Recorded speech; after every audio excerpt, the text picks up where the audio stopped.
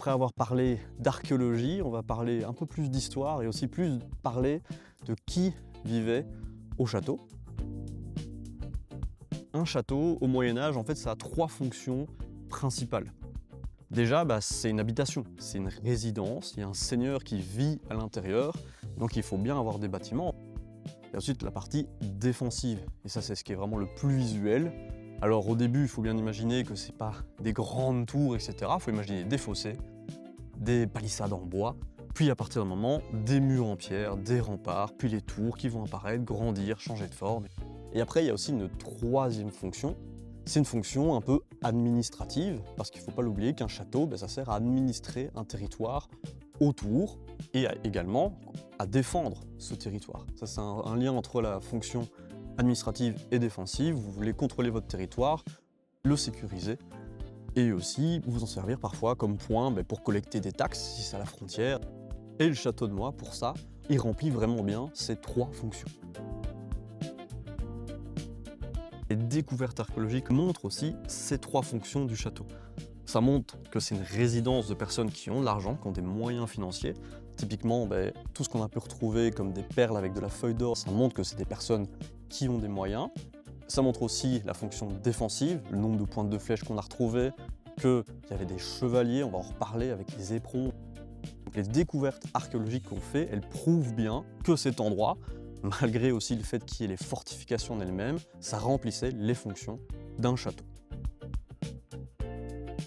Alors le château de 1026, par rapport à tout ce qu'on a autour de nous, c'était beaucoup plus petit que ça et c'était très différent. Parce qu'il ne faut pas oublier un détail très important, c'est que le Moyen-Âge, c'est quand même très long. Ça dure 1000 ans et les châteaux, au final, ça ne représente qu'une moitié du Moyen-Âge, la 2e moitié, parce qu'on commence à avoir des châteaux aux alentours de l'an 1000. À l'école, on nous parle toujours pour ces châteaux de l'an 1000 de motte castrale, donc c'est une construction qui est faite sur une élévation de terre artificielle. Ici, à Moix, on est dans un cas de figure différent. On est sur un habitat fortifié en hauteur. On a déjà un rocher, on sait qu'il est occupé depuis longtemps, notamment parce que on est en sécurité sur ce rocher. Donc ici, quand ils construisent un château, c'est pour renforcer la sécurité de ce rocher. Alors au début, ça montre quand même que notre Albert de Mussal, il avait des moyens. Nous, on a très vite des constructions en pierre. On a très probablement déjà un donjon en pierre du côté de la chapelle qui est juste à côté de nous.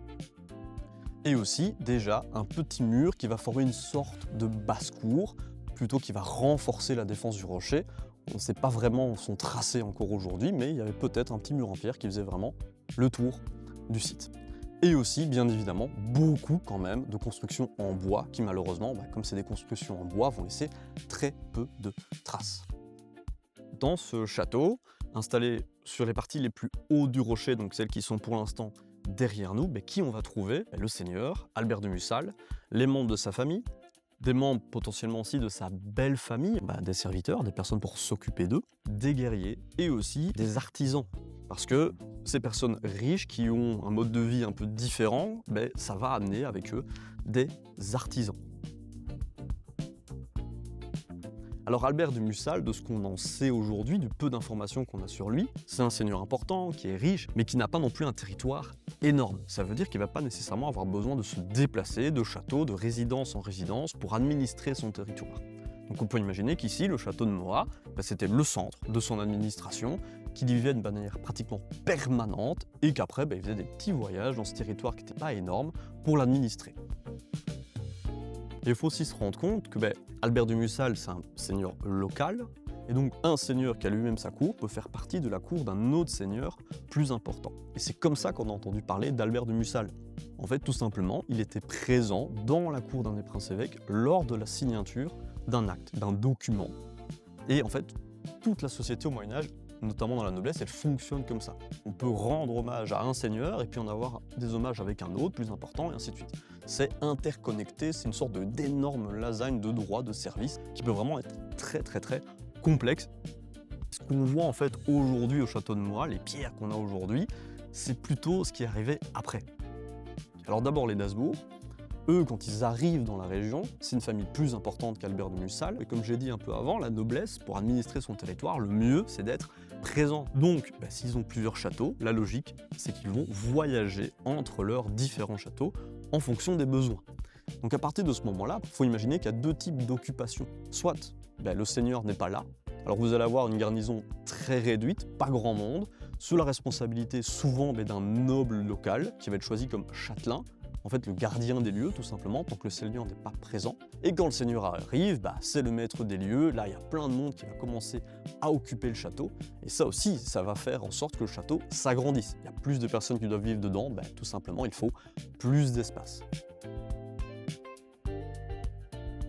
Alors sous les princes-évêques, après les d'Habsbourg, il faut imaginer que c'est une augmentation de statut en plus. Ils ont beaucoup de domaines, et ce château deviendra une des 12 résidences des princes-évêques.